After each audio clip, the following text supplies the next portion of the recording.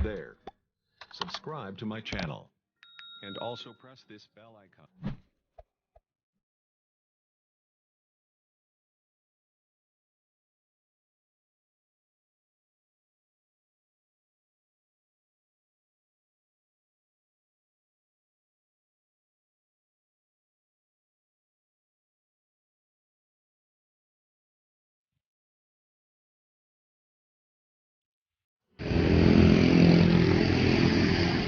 Okay, magandang araw mga kababayan and welcome back again my YouTube channel, Pinoy Vlogger PH.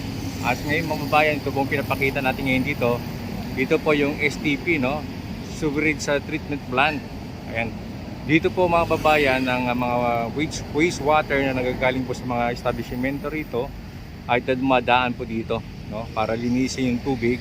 Then bago po ibato dito sa may pinaka-Manila Bay. Kaya meron pong tubo dyan sa may bandang area, sa may bandang kabilang side niya, sa may Manila Yacht Club.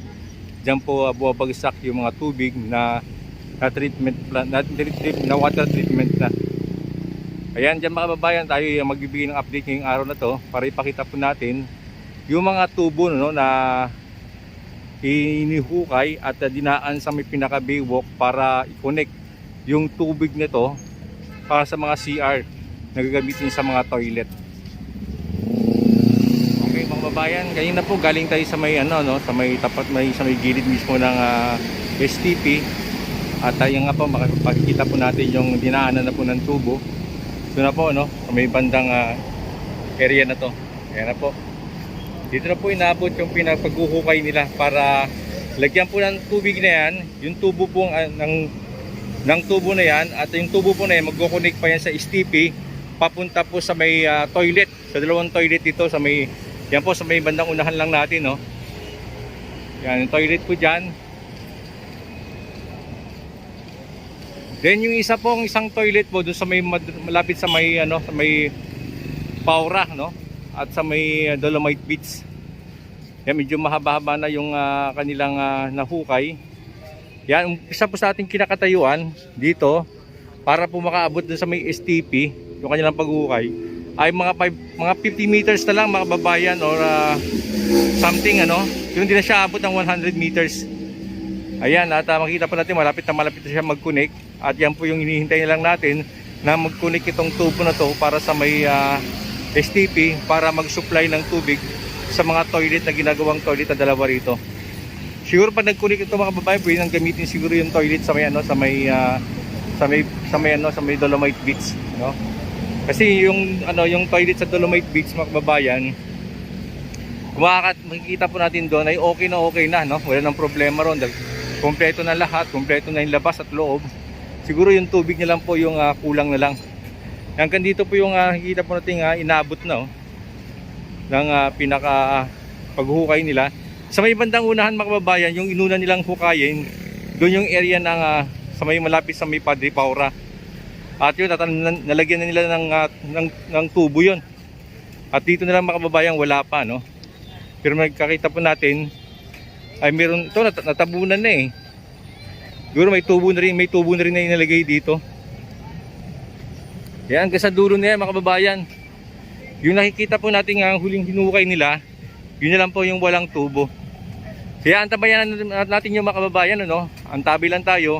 At kukunan po natin ng update yan hanggang sa mag-connect po yung tubig.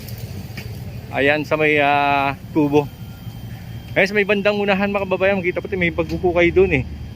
Titignan po natin yung ginagawang paghuhukay. Siguro connection yun sa may tubo pa rin mga kababayan. Yan, maglakad-lakad lang tayo at samahan nyo ako para may pakita ko sa inyo yung mga update, no, dito sa ginagawang connection ng tubo STP to toilet.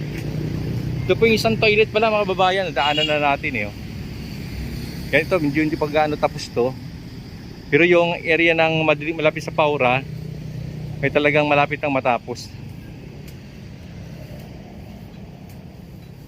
Ayan, meron nga dito. Ito. Konektado to sa sa may ginagawa nilang tubo, yung ginagawa rito.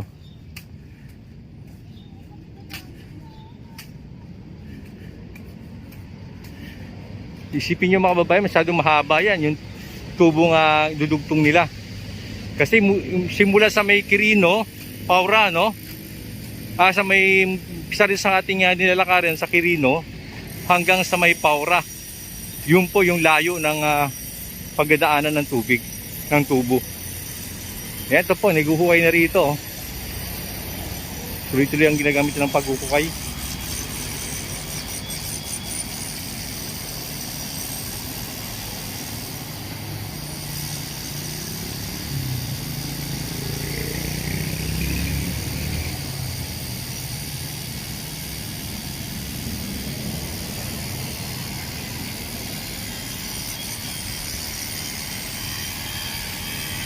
Yan, may tubo na nakikita, oh, nakabaon, no? Ito po yung tubo na ibinaon nila. Siguro nasa may yung lapag bilog nito, masa 3 siguro. Ayan.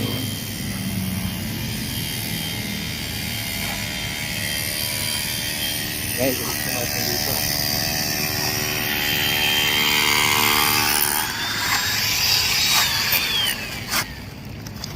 Ayan po, ito, napasag na rin nila, oh. Yan, babaybayin natin mga kababayan, ha. Baybayin lang natin.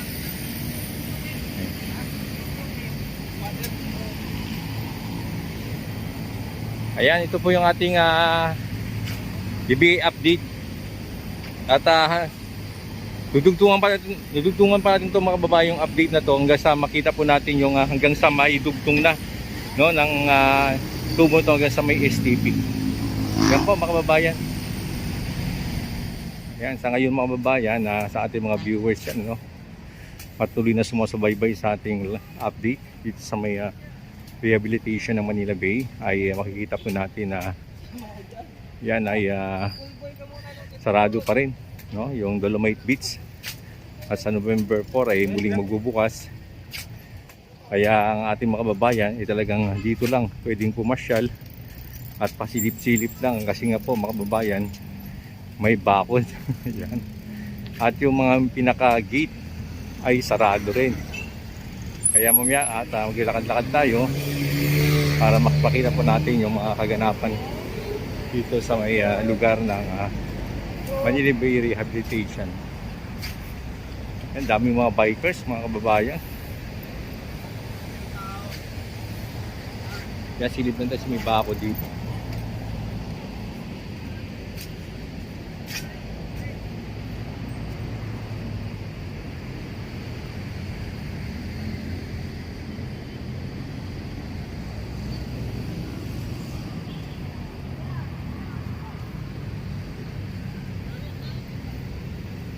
Yan, at ito lang pong pwede natin ipakita sa inyo. Sa labas lang po tayo, hindi po tayo pwedeng pumasok,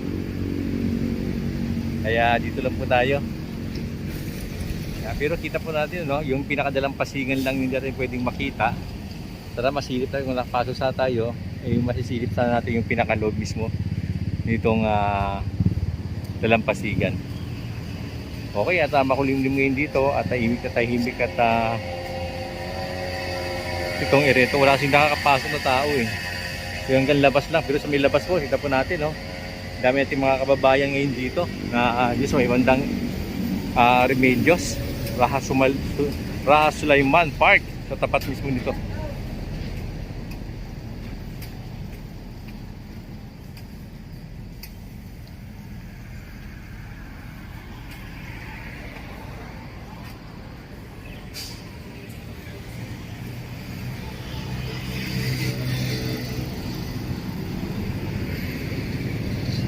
Okay, at makarating na sa may tapat lang mismo ng main gate nitong viewing area.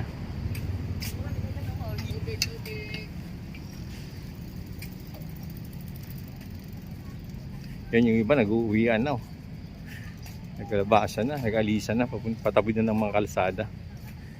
Ayan po mga kababayan, dito tayo sa may tapat mismo ng Raha Sulaiman Park.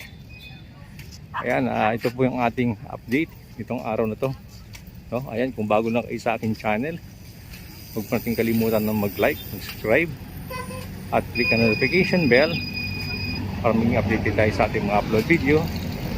Meron din po sa ating ginagawang live streaming. Ayan po mga babayan. Hanggang dito na po yung tubo. Yan mismo sa tapat ng gate.